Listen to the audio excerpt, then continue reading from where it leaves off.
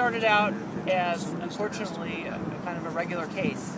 People with mental illness die often in Spokane when they interact with law enforcement. But it has turned into a case, because he was innocent, I think, and there was a video, as a symbol for what could be changed, what could be better. And we're hoping that that's going to be the next step. Surprised? I was not surprised. I woke up this morning and I had a sense that this was going to happen. This case, again, because there was video to make it clear what happened, and because Otto was just an upstanding person, there was sort of invulnerable to the typical attacks that justify these type of deaths. What does the family feel about a punishment for Karl Thompson? Well, the family is really not focused on punishment. Really, they're focused on accountability. And they're so pleased that this says the city is accountable for what happened, and only the city can change it. But really, punishment of an individual is not their focus. Do they think he should go to jail or prison? You know, I spoke with Ann today, and she said she needed a day to get her thoughts together of what she really thought. But all along, she has not spoken as far as punishment. Really just about accountability and change. What does it say about the police department? We had Karl Thompson's trainers testifying in his defense, saying that he followed training and he did everything accordingly. What does it say about the police department? That's a really good point, because this was a case about an individual's conduct. But the civil case that's still ongoing is about the department policies and practices. And one person was on trial in this case and held accountable. But the next case is going to hold the entire department and the city. And we continue to call to the city and the department to repudiate any kind of policy that would result in this type of death. And when they do so, this community can heal. How does this change the civil case, or does it? Well, if his liability has been determined definitively, he is legally responsible. He was an employee of the city. Therefore, the city and its insurance company is responsible, leaving the real question the amount of damages that are fair and appropriate for someone who was beaten to death. What can we expect from the civil case?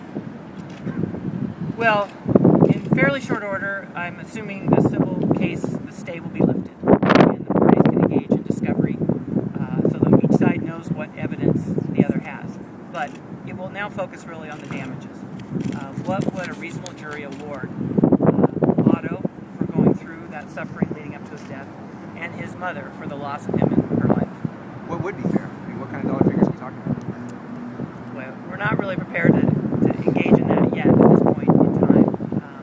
But based on the emotion in the community, all you have to do is look at the comments of your stations and see how strongly people feel about this. It needs to be enough money that the city, if they're not willing to do it voluntarily, will feel compelled to change their policies. What kind of a response from the city are you expecting to take? I'm really not sure. They have been all over the place in the last few months about what they want to do. They have said they want to get this resolved, and that they feel for the family, but that they wanted to wait until a jury decided guilt and responsibility. The jury's done that now, so the ball's in their court. If you were mayor, what would you say? What would you do right now? My advice to anyone in leadership at the city is to admit responsibility for what went wrong and engage in some type of conversation about what the appropriate remedy is. But more importantly, is to go to the department and figure out new policies that won't result in the mentally ill dying as often as they do in this town.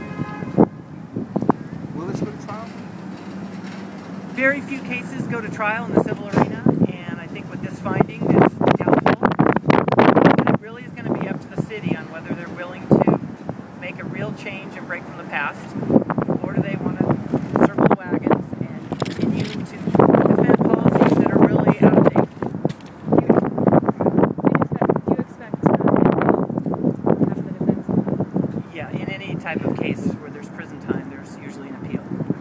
And then what kind of changes are you looking for? I mean, when you talk about that.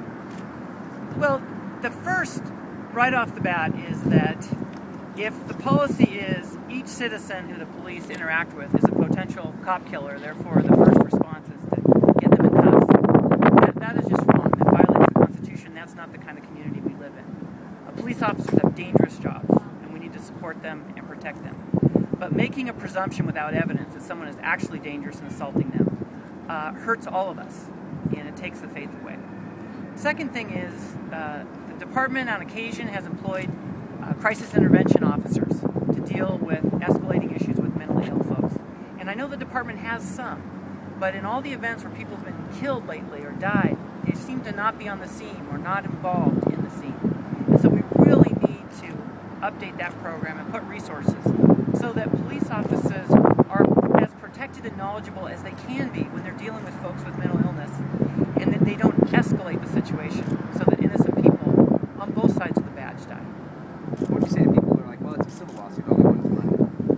Well, if we could compel them to just change their policy, we would do that in court. But in the civil court, really all you can do is ask for an amount of money, fair compensation for what the family lost, and hope that the city, after paying them, will change their policy. When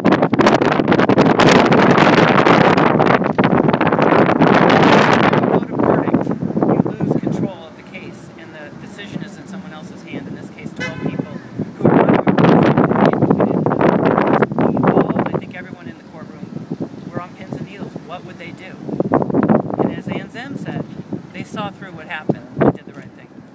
Any last words to Otto that maybe the family would say to him today?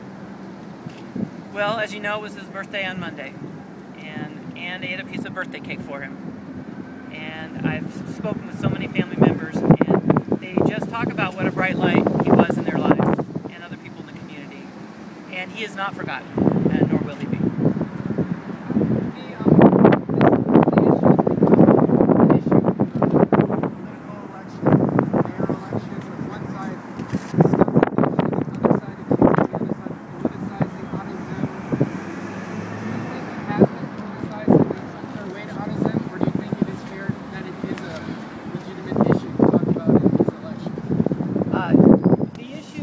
Practices and how the city responds to allegations of excessive force are certainly a fair issue in the campaign.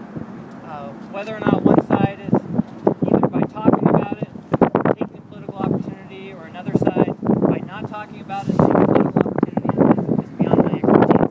But the city certainly wants to decide how to live and how we are going to employ law enforcement. Law enforcement works for us, and we get to decide what the conditions and terms of employment are. And there have been plenty of voices in City Hall that have said that we as citizens don't get to make that decision. And I'm standing here saying we do. And the family of Otto Zehm and all people who are concerned about it are saying we get to. What I would love to see the City Council and the Mayor and anyone else is stand up for true police oversight and the true understanding that the police work for the citizens. What did Ian say when you told her? She actually already knew by the time I reached her. Her daughter had phoned her, and so she just said she was very relieved that the jury saw through what actually happened.